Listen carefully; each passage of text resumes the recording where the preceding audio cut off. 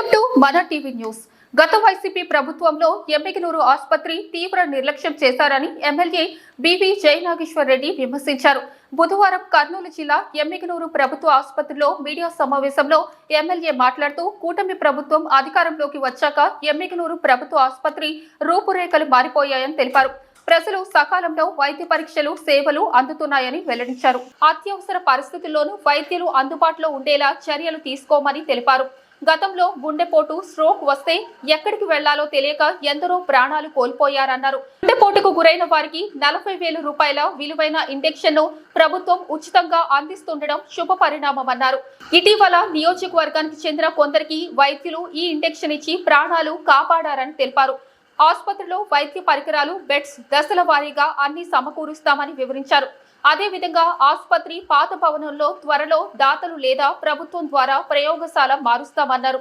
గత ప్రభుత్వం 5 ఏళ్లలో ఆసుపత్రి నిర్మాణాన్ని కనీసం పట్టించుకోవడం లేదన్నారు. సరైన మౌలిక వసతులు కల్పించకుండానే ప్రారంభించారని దుయ్యబట్టారు. రెండో దఫా తమ ప్రభుత్వంలో ఆసుపత్రి పనులు పూర్తి చేసినట్లు తెలిపారు. ఆసుపత్రికి అదనంగా 30 బెడ్లతో పాటు కాంపౌండ్ వాల్ ఏర్పాటు, పాత ఆసుపత్రి నుంచి వైద్య పరికరాలు తరలిస్తామన్నారు. చాలా మంది ఎమ్మెగనూరులో కనీసం రాత్రి పూట అపరాత్రి పూట గుండెపోటు వస్తే కనీసం ఎక్కడికి పోవాలో తెలియకుండా చనిపోయిన వ్యక్తులు చాలా మంది. నేను వీరిని ప్రత్యేకంగా ఇక్కడికి జనరల్ ఫిజిషియన్ రావాలి, జనరల్ ఫిజిషియన్ ఉండాలి అని చెప్పి పట్టుబట్టి ఇక్కడికి తెచ్చుకోవడం జరిగింది.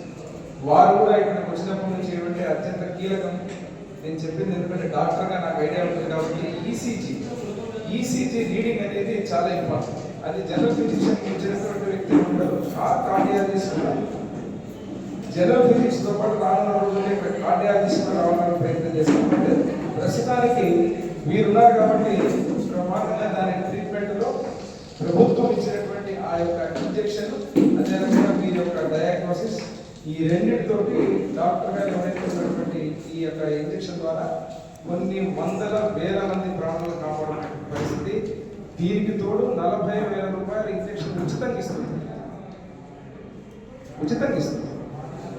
ఇది సామాన్య విషయం కాదు. దీన్ని పత్రికా మిత్రులు దయచేసి పబ్లిక్ తీసుకెళ్ళాలని అత్యంత ఇంపార్టెంట్ ఇష్యూని తెలియజేస్తున్నారు.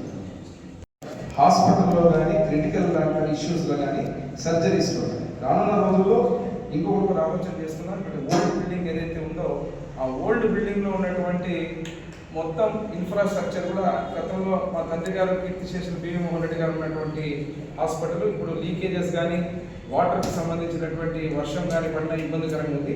దాన్ని కూడా రెనోవేషన్ చేసి ఒక ఇన్వెస్టిగేటివ్ బ్లాక్గా దాన్ని పెడుతూ ఇక్కడ ముఖ్యంగా మాకు కావాల్సిన ఇంకా సదుపాయాలు డాక్టర్ ఒక స్కాన్ కానీ అదే రకంగా ఇంకా ఎక్స్రే కూడా అధునాతనమైన ఎక్స్రే కానీ ఈ రెండు వస్తే జనరల్ ఫిజిషియన్ ఎట్లా ఉన్నారు కాబట్టి క్రిటికల్ కేర్ కూడా చాలా చక్కగా ఏదైనా కానీ ఉన్నంతలో మనకు క్రిటికల్ కేర్ కూడా ఏదైతే తీవ్రమైన క్లిష్టమైన కేసెస్ కూడా స్టేబుల్ చేయడానికి సరిపోయేటువంటి వ్యవస్థ ఉంటుంది. కాబట్టి రానున్న రోజుల్లో ఈ మీటింగ్ తర్వాత వాటిని కూడా ఒక పీపీపీ మోడల్లో కానీ లేకపోతే ఇంకొక చర్యలు తీసుకొని తద్వారా వాటిని ఏర్పాటు చేసినప్పుడు ముందుకు పోతామని తెలియజేస్తూ, ఓవరాల్గా మీరు చూసినప్పుడు ఈ సంవత్సరంలో కూటమి ప్రభుత్వం అధికారంలోకి వచ్చిన తర్వాత టోటల్గా మీరు చూస్తే డెలివరీలు 2,778, దాదాపు 15 నెలల్లో 517 సి సెక్షన్లు, 1,493 ట్యూబెక్టమీస్.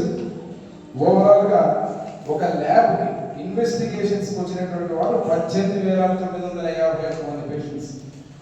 నేను ఈ వివరాలు మీకు ఎక్కువ ప్రత్యేకంగా చెప్తున్నానంటే ఈ హాస్పిటల్లో ఏ రకంగా ట్రీట్మెంట్ కానీ ఇన్వెస్టిగేషన్స్ కానీ అదే రకంగా పేషెంట్స్ ఏ రకంగా వచ్చి ప్రమాణంగా అన్ని చేయించుకొని పోతున్నారు ఈ వివరాలు చెప్పాలని చెప్తున్నా. అనవసరంగా దీన్ని గందరగోళం కాకుండా ఏదైతే ఉన్నటువంటి 2024-25 ఇయర్ ఏదైతే ఉందో అదే మంచిది. సో ముఖ్యంగా అతి త్వరలో ఈ యొక్క హాస్పిటల్లో ఉన్నటువంటి ఇన్ఫ్రాస్ట్రక్చర్లో ఏదైతే చిన్న లోపాలు ఉన్నాయో గత ప్రభుత్వంలో చేయలేక వదిలిపెట్టిన అన్ని లోపాలను పూర్తి చేసి రానున్న రోజుల్లో ఒక హాస్పిటల్ అంటే సిహెచ్సి ఎమ్మెగనూరు రాష్ట్రంలోనే హాస్పిటల్గా పెట్టే ముందుకు తీసుకోవడం తెలియజేస్తున్నాను. సమయం తీసుకొని కూడా మేము అధికారంలోకి వచ్చిన తర్వాత కూడా 8 నెలలు 9 నెలలు ఎవరు పడితే కూడా కనీసం వాళ్ళు హ్యాండ్ ఓవర్ చేసే పరిస్థితిలో లేరు. హ్యాండ్ ఓవర్ చేయకపోతే నేను మళ్ళా గట్టిగా ఒత్తిడి చేసి అధికారుల మీద ఒత్తిడి పెట్టి హ్యాండ్ ఓవర్ చేస్తే ఇక నేను వాస్తవాలు మాట్లాడితే కనీసం రోడ్లు ఇన్ఫ్రాస్ట్రక్చర్ కానీ ఓపీ రూమ్ కానీ కాంపౌండ్ వాల్ కానీ ఎక్విప్మెంట్ కానీ చాలా మటుకు ఉన్నటువంటి దాన్ని ఏమీ ఇవ్వకుండా ఇనాగ్రేషన్ చేసేసినట్టు పోయారు. అది కూడా హెల్త్ మినిస్టర్ గారు వస్తారంటే. సో ఇది సిచ్యువేషన్. కాబట్టి జరిగింది పొద్దుస్తమానం వాళ్ళ గురించి చెప్పలేము. మేమేం చేయాలనేది దీన్ని అన్ని సరిదిద్దడానికి అన్ని చర్యలు తీసుకుంటున్నాం. నేను లాస్ట్ మీటింగ్లో చెప్పిన విధంగా కాంపౌండ్ వాళ్ళకు ఒక పరిష్కారం చూశాను. అదేవిధంగా ఎక్స్ట్రా 30 బెడ్స్ ఎక్విప్మెంట్ మీద ఇప్పుడు దృష్టి పెట్టి అక్కడ ఉన్న ఓల్డ్ బిల్డింగ్ ఏదైతే ఉందో దాన్ని రెనోవేషన్ చేస్తూ ఆ ఇన్ఫ్రాస్ట్రక్చర్ అన్ని జాగ్రత్తగా ఇక్కడ పేషెంట్స్కి ఇబ్బంది కలగకుండా. గతంలో కూడా ప్రతిపక్ష నాయకులు వచ్చి చాలా అమాయకంగా వచ్చి ఇక్కడ మాట్లాడడం జరిగింది. ఏమీ లేదు. ఎందుకంటే ఒక ప్రొసీజర్ ఉంది. పేషెంట్స్ని ఏదైనా కానీ ఓటీ కానీ ఏదైనా పెట్టాలంటే ఫ్యూమిగేషన్ చేయాలా, ఇవన్నీ ఒక ప్రొసీజర్ ఉంది. ఇష్టం వచ్చినట్టు మీరు వెంటనే షిఫ్ట్ చేయడానికి కూడా ఆ ఓటీలన్నీ ఇక్కడికి ఈ బ్లాక్కి షిఫ్ట్ చేసే లోపలే ఇక్కడ పేషెంట్లు ఎవరిని చూడడం లేదు, అందరూ వెనక్కి వెళ్ళిపోతున్నారు, సరిగ్గా లేవు. ఆ బెడ్లు వేసే లోపలే కింద పడుకున్న వ్యక్తులు చూపించి మీరు కిందంతా పడుకున్నారని చెప్పి నానా యాగి చేయడం జరిగింది. ఇది ఒక ప్రొసీజర్ ప్రకారం జరిగింది. ఈరోజు మొత్తం షిఫ్ట్ చేశారు.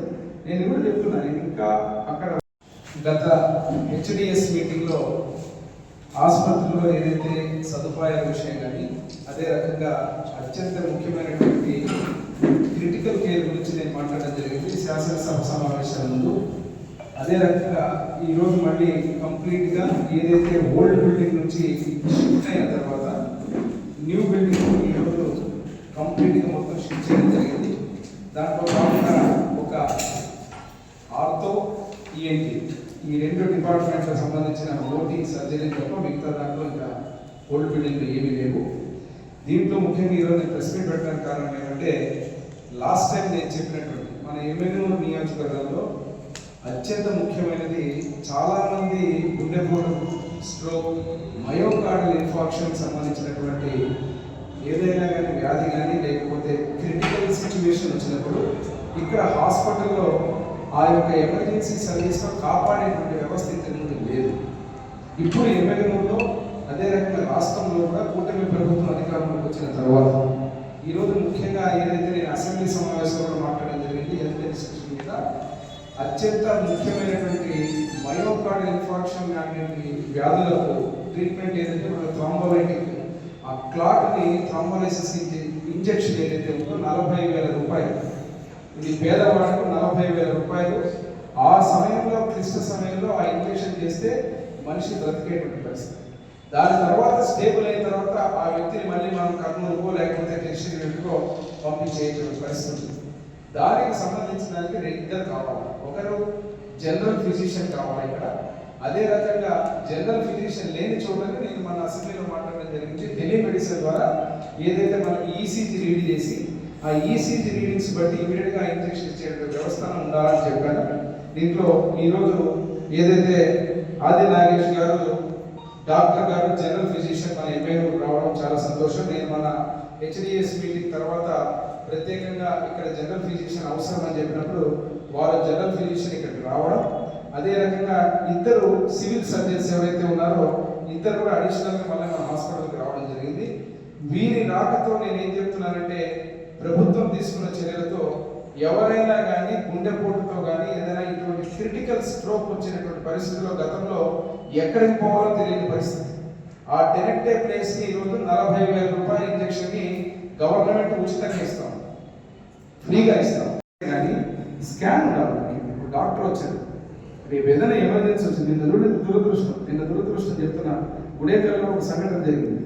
వర్షాల వల్ల గోడ కూలిపోతే 2 అమాయకుల ప్రాణాలు పోయిన తర్వాత నేను వచ్చి చూశాను. అక్కడికి వచ్చేసరికి ఆ పేషెంట్ దగ్గర కడుపు నొప్పి అనగా నాకు అప్పుడే అర్థమైంది. డాక్టర్ గారి గురించి ఇంటర్నల్ బ్లీడింగ్ ఉంది, ఖచ్చితంగా అతనికి మేజర్ ఇంజరీ ఉంది లోపల చెప్పి సర్జరీ ఎవరైతే వచ్చి అతన్ని కనీసం ఎక్స్రే తీసుకునే లోపల చనిపోవడం జరిగింది.